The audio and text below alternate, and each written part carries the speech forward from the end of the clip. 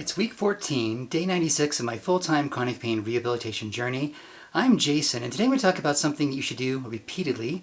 It's reflect and recommit to your journey. First, though, a quick status update. I had 3 things happen today that made me feel like I'm supported on my journey and that I'm going to make it. And those 3 things are: 1, my wife made an offhand comment about how all great men go on a hero's quest, some kind of journey, which is exactly what I'm doing. And in essence, she was calling me a hero. And I don't know if anybody else considers me that, but the fact that she does means a lot. The second is, my daughter Eden gave me a little ribbon, a little green ribbon on the way out the door today. And she said, "Take this so you won't be afraid, Daddy." Little did she know that I was trying to recommit myself today to go 100% all in again, because I feel like with the sleep deprivation I was experiencing, I kind of lost some focus. And I wasn't really giving my everything. I was giving some, but not all. And so today I decided to recommit myself, and on the day that I do that, my beautiful 4-year-old daughter hands me a ribbon and tells me not to be afraid. Well, I'm not going to be. I love you. The next is, we're running a little low on funds, and so I'm not sure if I have enough money to complete my journey.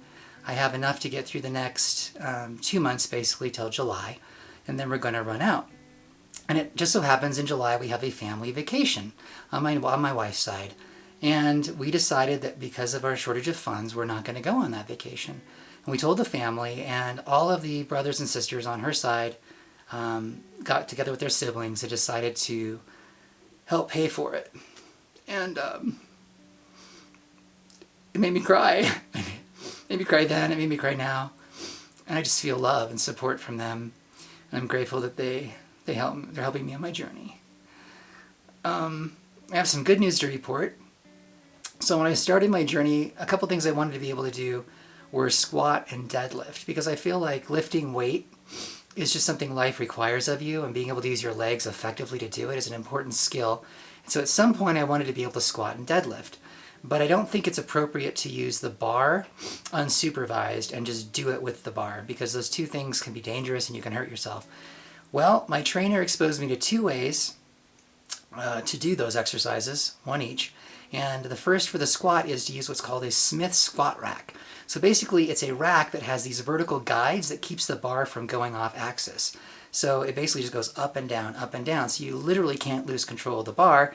It helps you focus on building up your legs. And the other is, there is a hex bar for deadlift that you actually stand inside of. It goes around your body. So all you do is lift the weight up and down, up and down. It's kind of like a stand-up motion. And the good thing about that is you don't have to do any of the complicated maneuvering that you normally would do with a regular free bar. So I'm actually deadlifting and squatting now, which is a huge accomplishment. It's not a ton of weight. I'm building up slowly, but I've been doing this for about a week, and I just forgot to tell you about it, and it's great. I'm really happy about it. The last thing I want to tell you about is the sleep deprivation got so bad, going off of my sleep medications, that I decided I needed to reconsider my approach. I just figured out if I held out long enough, my body would reacclimate, and it was all over the place. Some days I would sleep really well. Those were kind of rare. Most times it was like 3 hours a night, and it was killing me. And I got to the point where I just felt like it was jeopardizing my journey, so I'm like, it's not worth it. I've got to come back with a new plan.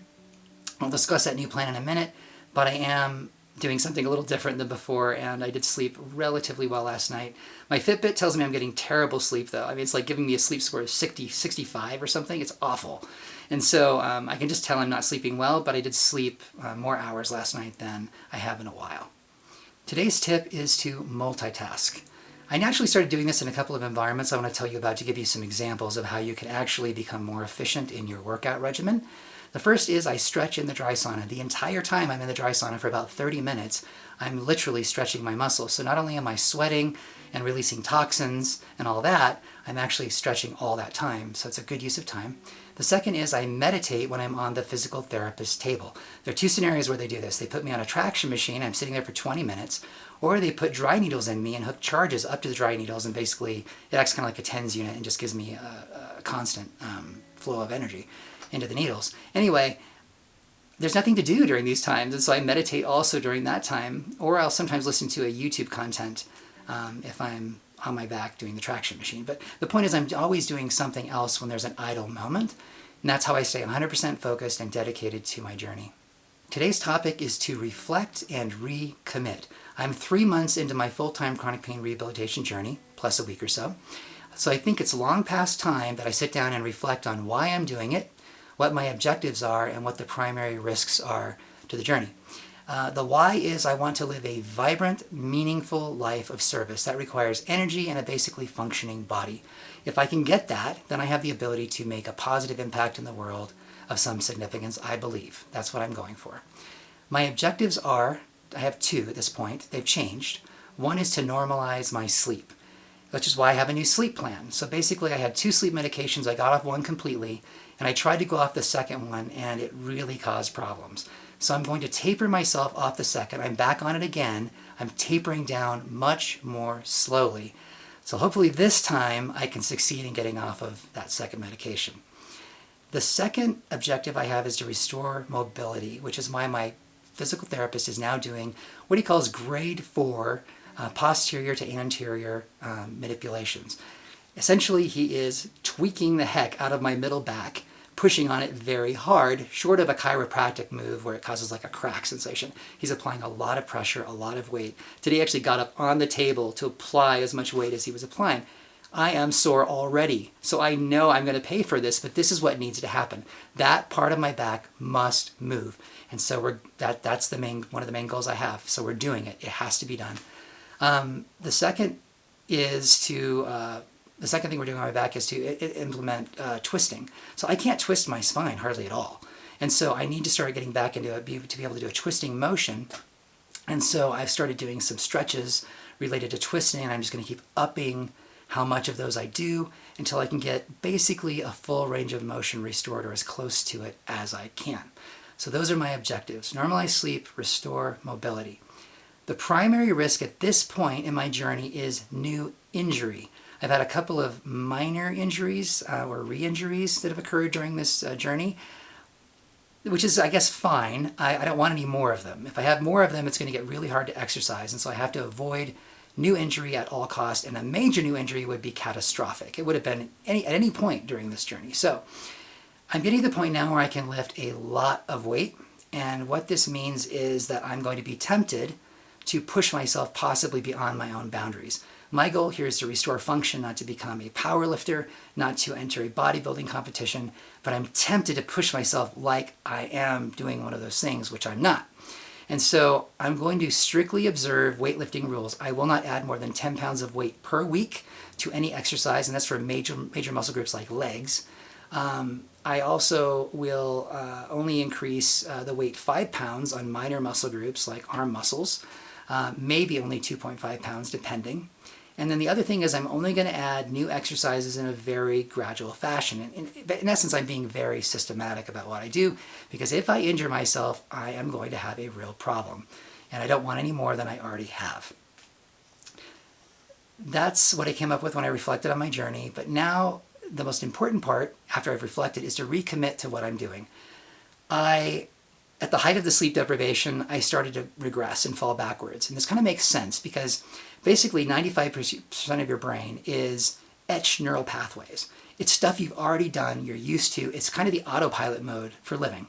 And so when your prefrontal cortex is not in control, and that's what happens when you're sleep deprived, you will naturally just fall back into those ruts and do what you used to do. So for example, I started watching television again, which I had kind of outlawed. Instead I was supposed to be watching YouTube motivational content always. Well, at the height of the sleep deprivation, that did not happen. I started watching television again, first as a tool and then eventually as a coping mechanism. I just needed it. And so I got all the way through. I started watching the Marvel Avengers series, starting with Captain America, made it all the way to Iron Man 3 in chronological order, and realized, wait, what the hell am I doing? This is not what I want. And so I've recommitted myself to going back to the old norms, actually the new norm, I guess, of watching YouTube motivational content or beautiful vistas on YouTube, but not watching television except with my family on family movie night or something like that.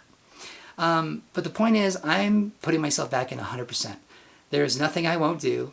There is no effort I will not make. There is nothing I will not learn to bring myself back to a state where I am functional and can live the kind of life I want to lead to serve others. the most important point of all of this is to do this in a recurring fashion. Reflect and recommit repeatedly. So I did this at the 3-month point. I'm going to do it again at the 4-month point because I feel like the objectives change slightly. The why doesn't typically change, but the risks might change a little too. And so it makes sense to just do this periodically and make sure that you are clear on what you're trying to accomplish and what the things are that might derail you, and that you're compensating for those things. Fighting for your life means reflecting on your progress and challenges and recommitting to give your all. If you find my videos helpful, please pass them along and don't forget to subscribe. And until next time, keep fighting for your life.